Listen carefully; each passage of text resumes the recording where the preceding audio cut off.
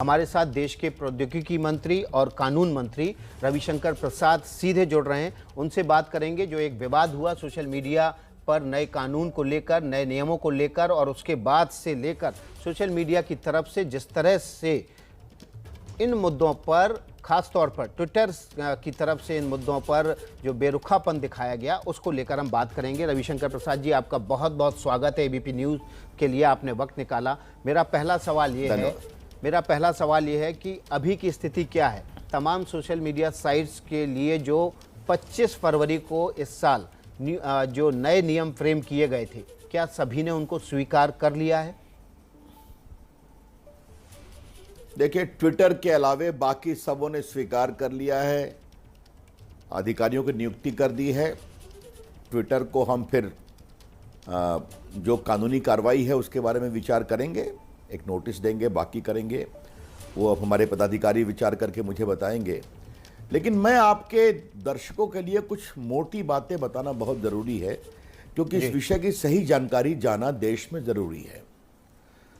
ये हमने कोई अचानक नहीं किया है। विषय, भदौरिया जी, सोशल मीडिया के उपयोग का नहीं है, विषय है सोशल मीडिया के दुरुपयोग का। लोग सोशल मीडिया पर अपनी टिप्पणी करें, नरेंद्र मोदी की आलोचना करें, रविशंकर की करें, हमारी सरकार की करें, खूब सवाल पूछें। हम आलोचना के अधिकार का पूरा पूरा सम्मान करते हैं। ये विदेशी कंपनियां आकर के भारत में पैसे कमाएं, रेवेन्यू कमाएं, हमें कोई दिक्कत नहीं है। मूल विषय यह है कि अगर कोई मां मुझसे रोते हुए कहती है कि उनकी बेटी का एक्स बॉयफ्रेंड उसके सारे फोटो, इंटीमेट सीन के वायरल कर रहा है, तो मुझे क्या करना चाहिए? अगर कोई महिला मेरे पास आती है कि मेरी मोस्ट इमेज आकर के दिखाया जा रहा है, आजकल तो पत्रकार ट्रोल होते हैं, संपादक ट्रोल होते हैं, व्यापारी ट्रोल होते हैं, जजेस भी ट्रोल होते हैं, उनकी भी चिंता होती है। कोई व्यक्ति नया व्यापार शुरू करता है तो इतने उसके विरोधी कॉम्पिटिटर उनके खिलाफ दबाव बनाते हैं सोशल मीडिया पर कि लगता है वो ध्वस्त हो जाएगा। तो ये है बड़े सवाल दुरुपयोग का। तो अगर दुरुपयोग है तो उसके शिकायत का एक आपको ऑफिसर बनाना पड़ेगा, जहां शिकायत हो, और 15 दिन में आप रिपोर्ट करिए। और देखिए, ये क्या कहते हैं, व्यापार करेंगे यहां, पैसे कमाएंगे यहां, लेकिन शिकायत करना तो अमेरिका जाओ, किसके पास कुछ पता नहीं है। इनके लगभग 100 करोड़ यहां पर यूजर्स हैं मिनिमम। अच्छी बात है, आज आम जनता इंपावर्ड हुई है, हमें खुशी होती है। तो हमने सिर्फ उनसे एक बात कही है कि आप एक ग्रीवांस रिड्रेसल ऑफिसर बनाइए, शिकायतकर्ता ऑफिसर, उसका नाम, उसका मोबाइल नंबर, ईमेल नोन होना चाहिए पब्लिक में। एक आप कंप्लायंस ऑफिसर बनाइए कि ये शिकायत आई, हमने ये निपटारा कर दिया। और नंबर 3, आप एक सरकार से नोडल कंटैक्ट का ऑफिसर बनाइए। देखिए, आपने ट्विटर की बात कही, तो फिर आपके दर्शकों को बताना चाहता हूं, इन्होंने लद्दाख का एक पार्ट चाइना का मैप बता दिया। 10 दिन हमें आपत्ति करनी पड़ी। आपने उस किसान प्रोटेस्ट को कवर किया था, लाल किले पर नंगी तलवार लेकर के एक से एक लोग चढ़ गए थे, कितने पुलिस पदाधिकारियों की पिटाई हुई, आपने खूब दिखाया था। उसको उठाया गया तो कहा कि ये तो बोलने की आज़ादी का सवाल है। और वहीं अमेरिका के कैपिटल हिल पर जब कुछ लोग चढ़ गए तो आपने सबों का अकाउंट बंद कर दिया। तो ये दोहरे मानदंड क्यों है? सिंगापुर का वेरिएंट दिखाया जाता है जब इसमें, तो आप कहते हैं कि ये गलत है, प्रोटेस्ट हुआ। और वही कोविड का भारत वेरिएंट दिखाया जाता है तो आप साहब उसको लेकर करके हमें हफ्ता भर कहना पड़ता है कि इसको हटाइए, आप हटाइए। ये क्या है? ये क्यों है? ये दोहरे मानदंड नहीं होने चाहिए। लेकिन रविशंकर प्रसाद जी, आपकी शिकायत पर हमेशा कार्रवाई हुई है। हमने देखा जब लाल किले की हिंसा हुई थी, उस वक्त आपने कुछ ट्विटर अकाउंट्स और तमाम सोशल अकाउंट्स को रिपोर्ट किया था और उन पर कार्रवाई भी की गई थी। तो आप इन नियमों के जरिए क्यों बांधना चाहते हैं इन सोशल मीडिया साइट्स को? क्या हर बार रविशंकर को हस्तक्षेप करना पड़ेगा क्या? हर बार एक ट्विटर के उपयोग करने वाले प्लेटफॉर्म पर भारतीयों को मंत्री के पास आना पड़ेगा क्या? आप ये व्यवस्था क्यों नहीं करते? मेरे सवाल को सुनिए आप। हम नहीं चाहते सरकार का हस्तक्षेप हो। और एक बार आप मेरे यहां चाय पीने आइए तो मैं आपको दिखाऊंगा कैसे कैसे ट्वीट होते हैं। और ये चलाते हैं। ये तो निर्णय आपको स्वयं करना चाहिए ना कि वैक्सीन को कमजोर करने वाली ट्वीट जो आती हैं, जो बाकी आती हैं, इसलिए आप दुनिया में हर जगह इसका पालन करेंगे। अब थोड़ा मैं आपको व्हाट्सएप के बारे में भी बता देना चाहता हूं। व्हाट्सएप पर साधारण भारतीय जो उपयोग करते हैं वो करेंगे, पर कोई बंदिश नहीं है। पत्रकार को उसका सोर्स क्या संदेश भेजता है, डॉक्टर को उसका मरीज क्या भेजता है, वकील को उसका मुवक्किल क्या भेजता है, एक बॉयफ्रेंड अपनी गर्लफ्रेंड को क्या भेजता है, गर्लफ्रेंड अपनी बॉयफ्रेंड को क्या भेजती है, इससे हम कोई रोकने वाले नहीं हैं। हम क्या आग्रह कर रहे हैं और इसको गंभीरता से देश को बताना जरूरी है। हमने सिर्फ एक आग्रह किया है कि ऐसा मैसेज जो ऑलरेडी वायरल हो गया है, जिसके कारण हिंसा हो रही है, दंगा हो रहा है, आतंकवाद फैल रहा है, किसी महिला की इज्जत लुट रही है, उसे नग्न दिखाया जा रहा है, या बच्चों का यौन शोषण किया जा रहा है, तो ऐसा आपको बताना पड़ेगा कि इस खुराफात की शुरुआत किसने की। विकास बाबू, आप तो बड़े अनुभवी पत्रकार हैं, क्या यह सच्चाई नहीं है कि दिल्ली में जो दंगा हुआ था सीए को लेकर करके, उसमें बहुत से मैसेज सरहद के पार से आए थे, वायरल हुए थे दंगा को भड़काने में? तो हिंदुस्तान में यह खुराफात किसने शुरू की, ओरिजिन किसने किया? बस यही तो चाहते हैं। इन 4 घटनाओं में हिंसा, दंगा, मॉब लिंचिंग, आतंकवाद, महिला की गरिमा और एक बच्चे का यौन का शोषण, और ये सभी विदेश में देते हैं। अमेरिका, इंग्लैंड, ऑस्ट्रेलिया, कनाडा के प्रधानमंत्रियों ने जॉइंट स्टेटमेंट इशू किया था। एफबीआई एक बार कहती है कि हमें 2 शब्द देते हैं, तो हमने ये सिर्फ और हम किसी मैसेज को जानना नहीं चाहते हैं जो ऑलरेडी वायरल है पब्लिक डोमेन में। हम कहते हैं भैया बताओ ये खुराफात किसने शुरू की, बस यही तो मांग रहे हैं। तो रिलेक्टेंट क्यों है ये सोशल मीडिया साइट्स, क्यों रिलेक्टेंट हैं, क्यों नहीं चाहते कि वो देश के कानून और जो नियम बनाए गए हैं उनका पालन यहाँ किया जाए, अगर अमेरिका, यूके, ऑस्ट्रेलिया में कर रहे हैं तो देश के आईटी मंत्री और कानून मंत्री का बहुत विनम्र उत्तर है, भादौरिया जी, भारत में व्यापार करें, खूब पैसे कमाएं, लेकिन भारत का संविधान और भारत का कानून मानना पड़ेगा। बहुत स्पष्ट। और एक बात जान लें, ये हमने कानून कोई तुरंत नहीं बनाया। सुप्रीम कोर्ट 2018 में प्रांजुला केस में हमें निर्देश दिया था कि बच्चों का जो पोर्नोग्राफिक मटेरियल दिखाए, कुछ आप लोग को नियम बनाने चाहिए। फेसबुक के केस में सितंबर 2019 में सुप्रीम कोर्ट का फैसला है कि इस तरह के खुराफाती जो मैसेज हिंसा फैलाते हैं, इनको ट्रैक करने का आप नियम बनाइए। संसद में हमसे 2018 में कमिटमेंट दिया गया था फेक न्यूज़ के बारे में, बाकी के बारे में। संसदीय समितियों की अनुशंसा थी, हमने व्यापक कंसल्टेशन किया, सैकड़ों कमेंट्स आए, काउंटर कमेंट आए, उसके बाद ही हमने कार्रवाई की है। ऐसा नहीं कि एकाएक किया है। सुप्रीम कोर्ट के 2 निर्देश हैं, हाई कोर्ट्स के हैं। विकास जी, मैं आपके चैनल पर इसकी व्यापकता को देखते हुए हम प्राइवेसी के बारे में कुछ कहना चाहते हैं जी। ये जो चर्चा और हमारी निजता, विकास जी, आजकल थोड़ा मुझे हंसी भी आती है कि जो राइट टू इंफॉर्मेशन के सबसे बड़े पैरवीकार थे, है ना, आजकल वो निजता के सबसे बड़े पैरवीकार बन गए। पहले उनको चाहिए था कि मैं अपने फाइल में क्या लिखता हूं, विकास भदौरिया का सोर्स क्या है, एबीवीपी क्या क्या किसको देती है, ये सब उनको जानने की इच्छा होती थी। आजकल वो निजता की बात करते हैं। हम निजता के अधिकार, राइट टू प्राइवेसी का पूरा सम्मान करते हैं, लेकिन सुप्रीम कोर्ट ने ही कहा है कि एक आतंकवादी, एक भ्रष्ट और एक अपराधी का कोई राइट टू प्राइवेसी नहीं होता है, वरना तो कोई कार्रवाई हो ही नहीं सकती उसके खिलाफ पुलिस के द्वारा। दूसरी बात, हम थोड़ा आपके चैनल पर इस बहस को प्रोवोक करना चाहते हैं। निजता का मतलब क्या है? मैं इलेक्शन लड़ता हूं तो मुझे पूरी अपनी इनकम देनी पड़ती है, मैं कितना पढ़ा लिखा हूं, मेरी पत्नी का नाम क्या है, मेरा शैक्षणिक संस्था उपयोगिता क्या है, सब देना पड़ता है। हम अपराधी मैं हूं या नहीं हूं, मैं मंत्री बनता हूं तो प्रधानमंत्री को अपनी पूरी देनी पड़ती है हमारी कमाई और हमारा संपत्ति, और वो वेबसाइट पर है। जितने सांसद बनते हैं उनको पूरा कुछ देना पड़ता है, वो लोकसभा राज्यसभा के साइट पर है।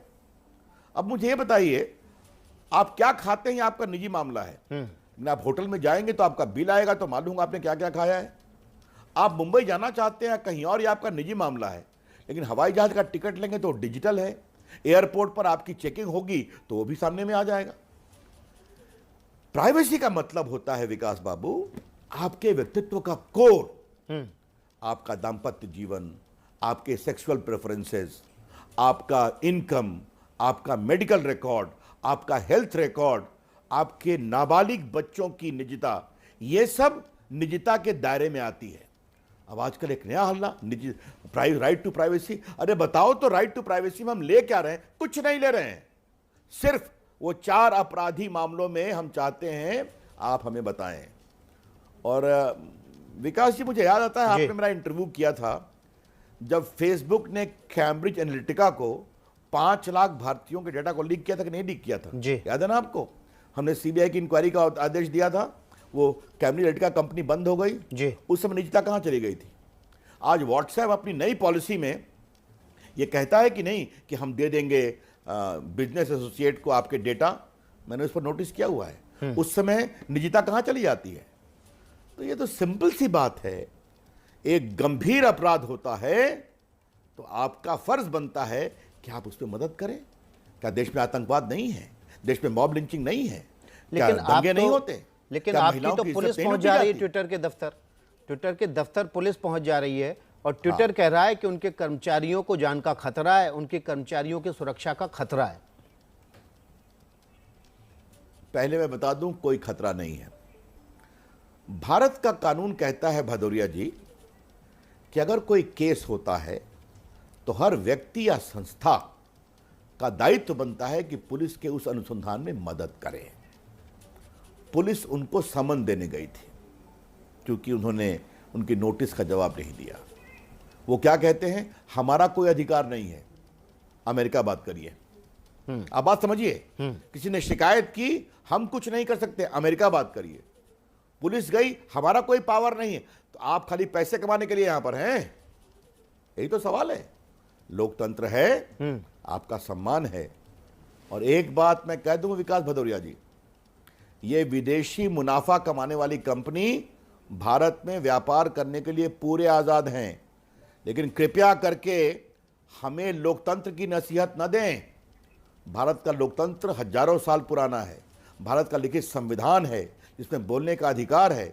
भारत की आजाद न्यायपालिका है।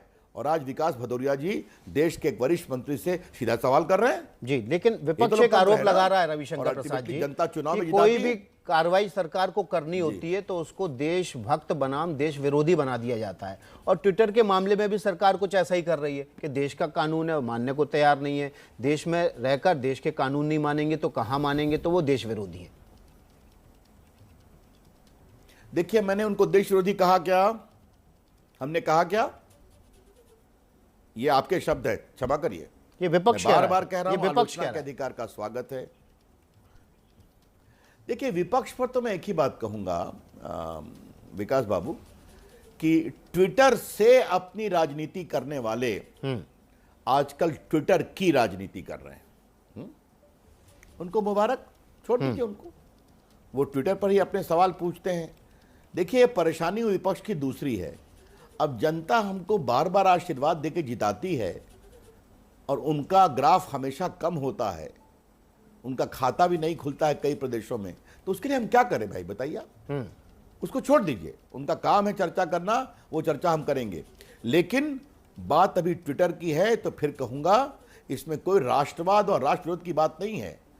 आप उसी प्रकार से भारत के कानून मानिए जिस प्रकार से आप अमेरिका में कानून मानते हैं। तो अब तो कानून नहीं मान रहे हैं। जो आखिरी तारीख थी वो भी निकल चुकी है रविशंकर प्रसाद जी, और ट्विटर ने साफ कर दिया है। अभी तक उसने जो कम्युनिकेशन किया, एक वकील की नियुक्ति की और बताया यही हमारा नोडल ऑफिसर है और यही हमारा ग्रेवियंस सेल है। अब सरकार के पास विकल्प क्या है? क्या ट्विटर बंद हो जाएगा? क्या ट्विटर का जो इंटरमीडिएशन का जो उसका स्टेटस है वो खत्म हो जाएगा? अब पहली बात मैं आपको बता दूं कि उन्होंने एक वकील को बनाया है। नियमों के मुताबिक आपको अपना एक एम्प्लॉय बनाना पड़ता है। आप इंटरिम बना सकते हैं, लेकिन बाद में किसी और को बनाइए आप। लेकिन विकास भदौरिया, आप मुझे ये बताइए कि क्या एक ग्रीवांस ऑफिसर और एक कंप्लायंस ऑफिसर और एक नोडल ऑफिसर बनाने के लिए कोई यूपीएससी की आईएएस आईपीएस की परीक्षा करनी है क्या आपको? अरे आप किसी को बनाइए, ये तो 2 दिन का काम है। कोविड में भारत सरकार इतने आईएएस अफसर को यहां से वहां पोस्ट करती है कि नहीं करती है? और कानून के मुताबिक एक वकील, नोडल ऑफिसर, कंप्लायंस ऑफिसर, शिकायत का ऑफिसर नहीं बन सकता। तो अब क्या करेगी सरकार, क्या स्टाफ को करेगी? बनाना ट्विटर पड़ेगा। को अब उन बाकी सोशल मीडिया साइट्स ने आपने कहा मान लिया है। अब मुझे आपसे एक ही आग्रह करना है, सरकार क्या करेगी, नहीं करेगी, कैसे करेगी, ये विकास भदौरिया से एबीपी पर बातचीत में तय नहीं होता है। बिल्कुल, ये सरकार के निर्णय की प्रक्रिया में तय होता है और उससे आप मेरे ऊपर छोड़ दीजिए। जी, एक सोशल मीडिया से जुड़ा हुआ सवाल है। ट्विटर पे लोग मुझसे पूछ रहे हैं कि आप रविशंकर प्रसाद जी से पूछिए, वो देश के कानून मंत्री भी हैं। वैक्सीन को लेकर देश में कई राज्य कह रहे हैं कि सेंटर इसकी खरीदी करे और उन तक पहुंचाए। और वैक्सीन को लेकर आप देख रहे हैं कि किस तरह से इस समय राजनीति भी हो रही है। एबीपी न्यूज़ आपके दर्शकों के लिए हमारे ये जानना चाहता है कि आखिर देश में कब तक पूरी आबादी वैक्सीनेट हो जाएगी? देखिए, पहले आप एक बात समझिए, जिस आपके मित्र ने ये सवाल पूछा है उसके इस सवाल पूछने के अधिकार का मैं सम्मान करता हूँ जी, और इसीलिए मैं उत्तर दे रहा हूँ क्योंकि ये विषय सोशल मीडिया का है। देखो मेरे मित्र, आप जिसने भी ये सवाल पूछा है, मुझे 2-3 बात, क्योंकि डॉक्टर पॉल ने, नीति आयोग के सदस्य ने विस्तार से बताया है। भारत की आबादी है 135 करोड़। 135 करोड़ में सबको वैक्सीन लगाने में समय लगेगा कि नहीं लगेगा? लगभग 20 करोड़ लोगों को वैक्सीन लग चुकी है अभी तक, जिसमें लगभग 1.25 करोड़ 18 साल और 45 साल के नौजवान हैं और बाकी ऊपर के लोग हैं।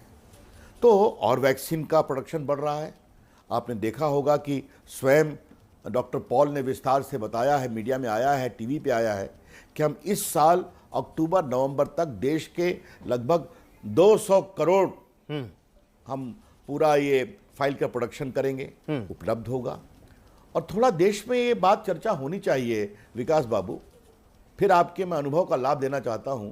आपको याद होगा कि पोलियो प्लस वैक्सीन कैंपेन चला था, याद है ना आपको? देश को पोलियो से मुक्त करने के लिए। आपको मालूम है कितने साल चला था वो? लगभग 93-94 से 2009 में कहा गया कि अब देश पोलियो मुक्त हो गया। तो लगभग 16-17 साल चला था। हम तो क्या कह रहे हैं, इस साल के अंत तक सब हो जाएगा, क्योंकि ये तो बिल्कुल आपको एक मानवीय दृष्टिकोण से सोचना चाहिए। जितना प्रोडक्शन होगा वो हम करेंगे। विदेशी कंपनियों को हम परमिट कर रहे हैं, रशिया की कंपनी आ गई है। लेकिन जो पूछ रहे हैं उनको मैं एक बात और बताना चाहता हूं, क्या यह सही नहीं है कि देश के एक बड़े राज्य के पूर्व मुख्यमंत्री ने कहा था यह भाजपा की वैक्सीन है, हम नहीं लगवाएंगे। श्रीमान राहुल गांधी ने वैक्सीन का क्या मजाक उड़ाया था और उनकी पार्टी के कई मुख्यमंत्रियों ने, प्रदेशों के मुख्यमंत्री और स्वास्थ्य मंत्री ने क्या कहा था? पहले कहते हैं सब भारत सरकार क्यों खरीदती है, राज्यों को अधिकार दीजिए। अब कहते हैं सब भारत सरकार खरीदे। जी, क्या हम वैक्सीन के मामले में भी एक स्वर में नहीं बोल सकते? मुझे लगा कि ये बताना जरूरी। एक रविशंकर जी, महत्वपूर्ण सवाल है। हमने देखा अमेरिकी राष्ट्रपति जो बाइडेन ने मास्क हटाया अपना और अनाउंस किया कि भाई अब 49% से ज़्यादा लोगों को टीका लग चुका है, अब आप मास्क हटा सकते हैं। हमारे देश के लिए वो मोमेंट कब आएगा जब हम ये कह सकेंगे कि हम मास्क हटा सकते हैं? हालांकि अभी हम मुहिम चला रहे हैं, आप मास्क लगाएं और ज़रूर लगाएं। वो मुहिम आप चलाइए, 2 गज दूरी, मास्क है जरूरी, ये देश का आज का सबसे महत्वपूर्ण मंत्र है। अब ये कब हटेगा, कैसे हटेगा, इस पर रविशंकर प्रसाद को उत्तर नहीं देना चाहिए। ये उत्तर डॉक्टर देंगे, वैज्ञानिक देंगे, एक्सपर्ट्स देंगे, ये उनको ही देने दीजिए। अभी ये संतोष का विषय है कि देश का रिकवरी प्रतिशत 95% हो गया है। आज हर जगह कोरोना कम हो रहा है जी। और एक आपको मैं बता दूं, क्योंकि आपने कोरोना पर सवाल पूछा विकास बाबू जी, तो कोरोना के पहले फेज में WHO का डेटा एक बार देखिए, 2020 के मार्च से 2021 के मार्च के बीच में लगभग 1,25,00,000 लोग भारत में पॉजिटिव हुए थे। 1,25,00,000। और इस सेकेंड फेज के मात्र अप्रैल मई के 49 दिनों में 1,31,00,000 लोग पॉजिटिव हुए हैं। तो दूसरा वेग कितना तीव्र था, कितना प्रकोपी था, इसको समझना चाहिए। और इस चुनौती को आज हम लोगों ने देश की सामूहिक ताकत से कम हो रहा है, नीचे जा रहा है, रिकवरी 95% प्लस जा रही है, यह संतोष का विषय है। उसी प्रकार से हम पूरे वैक्सीन को भी देश को लगवाएंगे, ये हमारा पूरा विश्वास है। जी रविशंकर जी, एक आखिरी सवाल आपसे लूंगा, चूंकि आप देश के कानून मंत्री हैं। मेहुल चोकसी इस समय डोमिनिका में है, उसको भारत लाने की कोशिशें हो रही हैं। क्या अभी कानूनी स्थिति ये कहती है कि डोमिनिका में होने के बाद उसको भारत उसका प्रत्यार्पण किया जा सकता है? और दूसरा, जो अल्पन बंदोपाध्याय हैं, चीफ सेक्रेटरी हैं पश्चिम बंगाल के, उनके तबादले को लेकर ममता बनर्जी ने चिट्ठी लिखी है। अभी क्या कानूनी स्थिति है? क्या उनके तबादले को लेकर ये बंधनकारी है कि उनको वापस अपने सेंटर में रिपोर्ट करना होगा? देखिए, पहली बात तो मैं ये कहूँगा, आपने मुझे बुलाया था सोशल मीडिया पर बातचीत करने के लिए, अब आप सवाल पर सवाल दागे जा रहे हैं। मेहुल चोकसी के मामले में मैं एक बात बहुत विनम्रता से कहूँ, ये विषय भारत सरकार का प्रत्यर्पण विभाग, विदेश विभाग हैंडल कर रहा है जी, और अच्छे प्रकार से हैंडल कर रहा है। मेहुल चोकसी भगोड़ा है, हजारों करोड़ रुपए के बैंक के लोन की धोखाधड़ी में उसको भारत आना ही चाहिए। अब वो प्रक्रिया चल रही है कानूनी रूप से, उस पर मुझे कोई टिप्पणी नहीं करना चाहिए। उस प्रक्रिया को अपना आप काम करने दीजिए। जी, जहाँ तक ये चीफ सेक्रेटरी का सवाल है, मैं इतना ही कहना चाहूँगा कि आपने आज तक आज़ाद भारत में कभी ये देखा है क्या कि कोई प्रधानमंत्री जाए, उससे कोई पदाधिकारी न मिले, चीफ सेक्रेटरी कोई प्रेजेंटेशन न दे? ये उचित है क्या? छोड़िए कानूनी बात, वो तो अपना डीओपीटी उसको देख रहा है, मुझे नहीं बोलना चाहिए उस पर। लेकिन मैं आपसे एक बुनियादी सवाल उठा रहा हूँ, क्या मोदी जी कोई पॉलिटिकल काम से गए थे? वहाँ की जनता में दुख बांटने के लिए गए थे उस तूफान से जो हुआ था? नवीन बाबू के तो उड़ीसा में कोई समस्या नहीं हुई, सारे लोग थे, हमारे धर्मेंद्र प्रधान थे, कई मंत्री भी बैठे हुए थे, क्योंकि दुख में तो साझा काम करते हैं ना, पक्ष और विपक्ष। और यहाँ पर इस बात सामने हो गई है कि वहाँ अगर भाजपा के लीडर ऑफ अपोजिशन को बुलाया गया था तो अधीर रंजन चौधरी को भी बुलाया गया था। तो ये हर बात में राजनीति क्यों है? देखिए, भारत का प्रधानमंत्री एक संस्था होता है जिसका आदर होना चाहिए, और भारत का किसी प्रदेश का मुख्यमंत्री भी संस्था होता है। ये बिल्कुल गलत बात हुई है कि एक चीफ सेक्रेटरी पीएम की मीटिंग से कोई प्रेजेंटेशन दिए बिना वॉकआउट कर जाए। पीएम बैठा हुआ है। मैं इसे संवैधानिक और प्रशासकीय जिम्मेवारी के दृष्टिकोण से बिल्कुल अनुचित मानता हूं। अब उसमें कानूनी कार्रवाई, आप डीओपीटी क्या है, रेगुलेशंस क्या है, मैं सब जानता हूं, उस पर मैं कोई टिप्पणी नहीं करना चाहूंगा कि वो काम चल रहा है। जी, बहुत बहुत शुक्रिया रविशंकर प्रसाद जी, आपका एबीपी न्यूज़ से जुड़ने के लिए, समय निकालने के लिए। रविशंकर प्रसाद जी हमारे साथ हैं और उन्होंने सोशल मीडिया की पॉलिसी से लेकर ट्विटर की जिद और तमाम जो दूसरे वैक्सीन से जुड़े हुए पहलू हैं उनसे लेकर पश्चिम बंगाल और मेहुल चोकसी तक से हमसे बात की। बहुत बहुत शुक्रिया आपका।